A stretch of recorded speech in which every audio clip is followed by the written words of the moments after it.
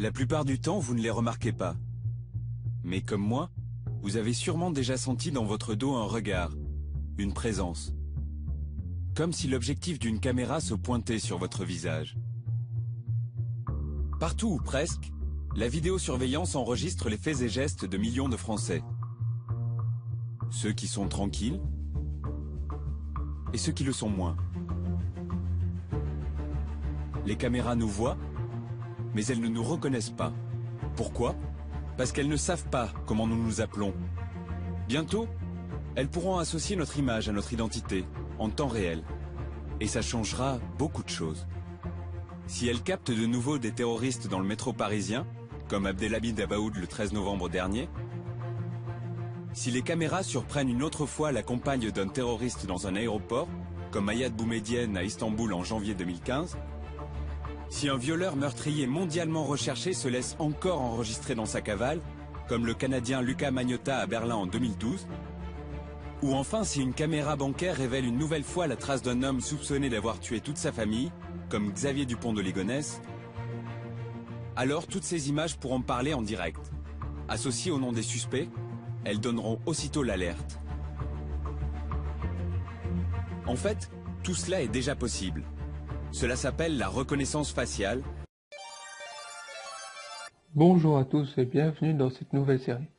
J'ai décidé de vous faire partager ce que je trouve sur internet et puis d'en débattre justement juste après ma découverte. Alors aujourd'hui j'ai trouvé en fait qu'il y avait des chercheurs canadiens en fait qui ont créé un filtre de confidentialité. Donc ça permet en gros de perturber le fonctionnement de la reconnaissance faciale, quoi, en gros. Et du coup, c'est ça que j'avais envie de vous parler. Parce que s'ils inventent ça, c'est qu'il y a forcément une demande quelque part.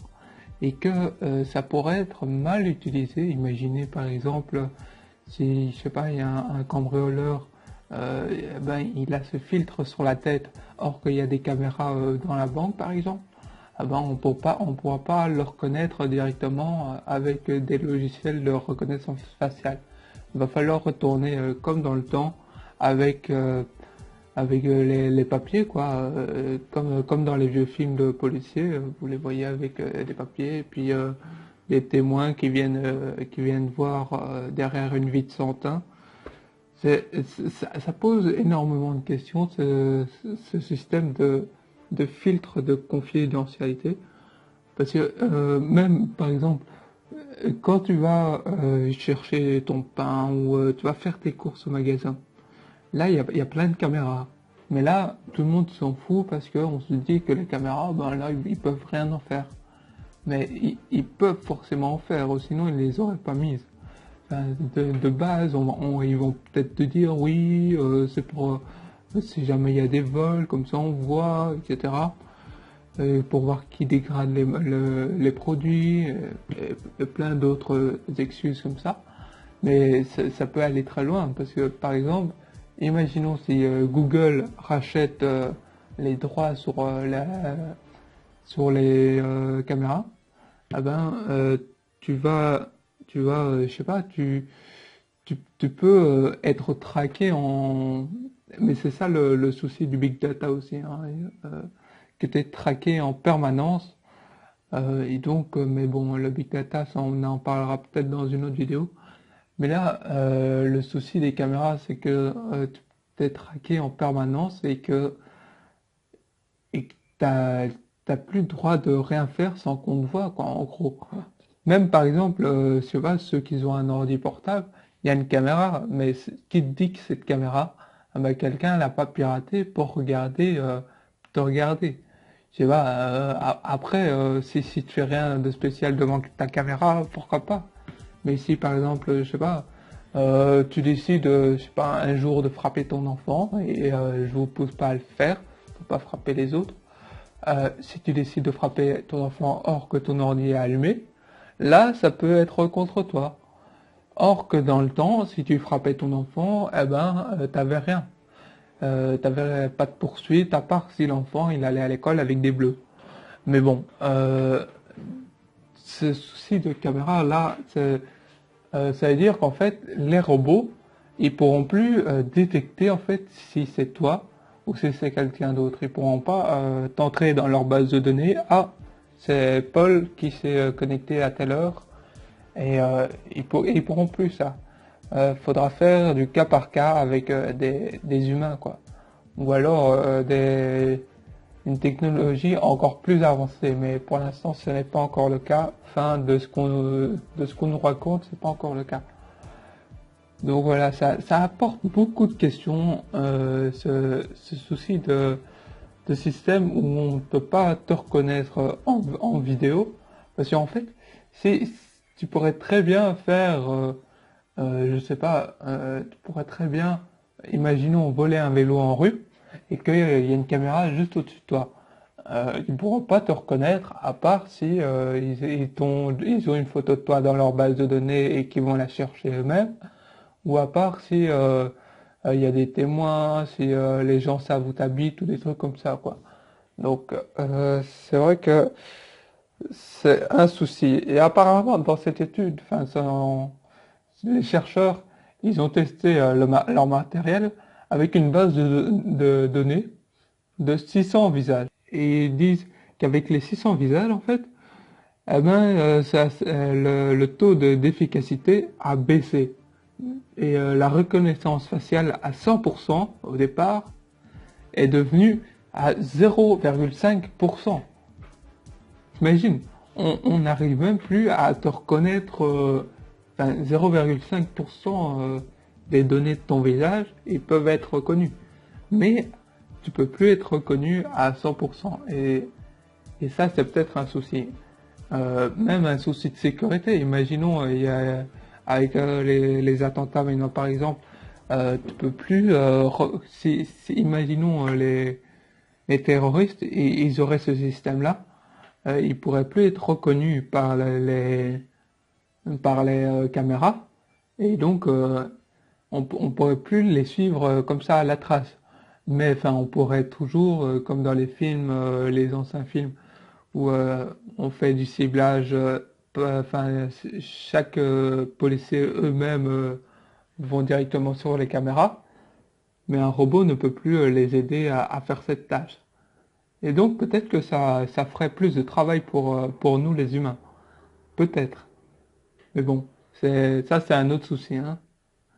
Donc au final, cet algorithme en fait qui protège nos visages, on va dire, eh ben, ça s'apparente à une sorte de filtre Instagram qui peut être appliqué aux photos.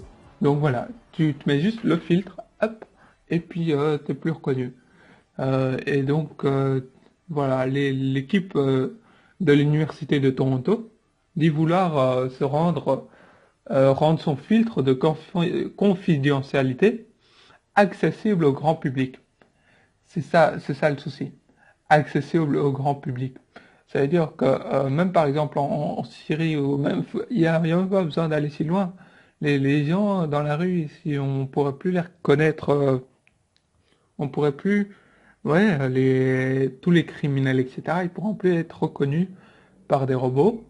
Mais nous-mêmes, par exemple, imaginons, t'as un iPhone et t'as mis ce filtre-là. Je sais pas comment ça fonctionne, mais en gros, t'as mis ce filtre-là. Eh ben, tu pourras plus déverrouiller ton téléphone. C'est un bête truc. Mais voilà, ça c'est aussi un souci, quoi. Mais bon, on reviendra dans le passé.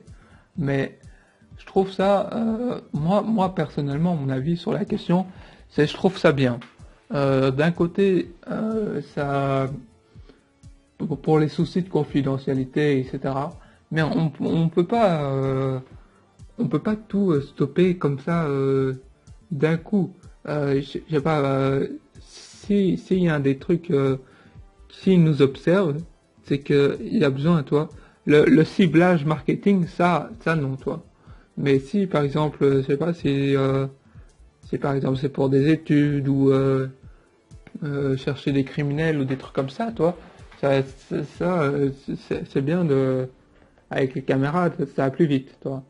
Mais si c'est juste pour, par exemple, faire du ciblage marketing ou d'autres choses à faire sur notre dos, quoi, et donc qui gagnent de l'argent sur notre dos et qui nous font dépenser parce que, enfin, c'est ça en fait le principe du ciblage marketing, mais bon, peut-être que j'en parlerai dans une autre vidéo. Mais moi, je suis plutôt pour si c'est bien amené.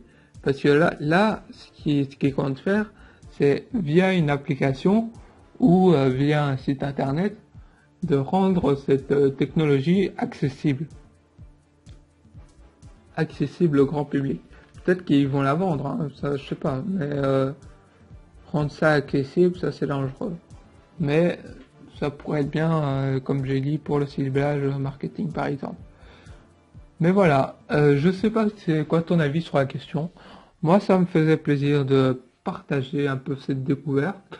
Tu peux d'ailleurs retrouver l'article en description. Et puis, on va se dire à la prochaine pour une autre vidéo. D'ailleurs, bah, peut-être que demain, on sait pas, hein, on sait jamais.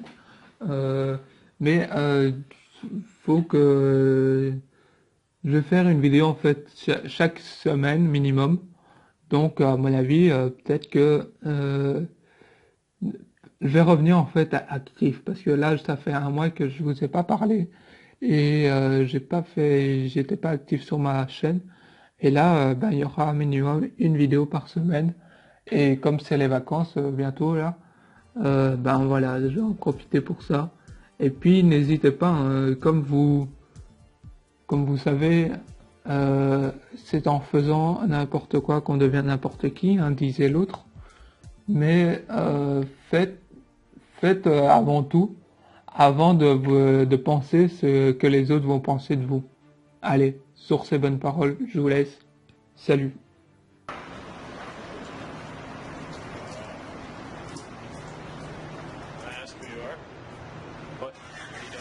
I'm taking a video. Of what? Just a video. Why are you taking a video of me? Why not? I don't really care for other people to just be taking around a video of me. Didn't you just come out of the drugstore? Yeah. They have cameras in there. So? What are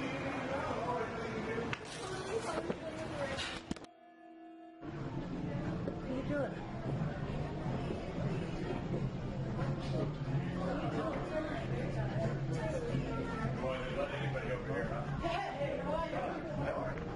Good? What are you doing? We got a photographer. I don't know who this guy is. What are you doing? His son. Hey, hello? What are you doing? What are you doing? What are you doing? You don't know. He's been following us and taking like... What are you doing? Why don't you answer him? Hello? Hello? Chief, Hey, Chief. What are you doing? do you talk? Do you talk? Hello? We're going to meet somebody. Holy crap. How you doing? I'm good. This is freaking me out. Yeah, I know. It's freaking Should be really freaking you guys out.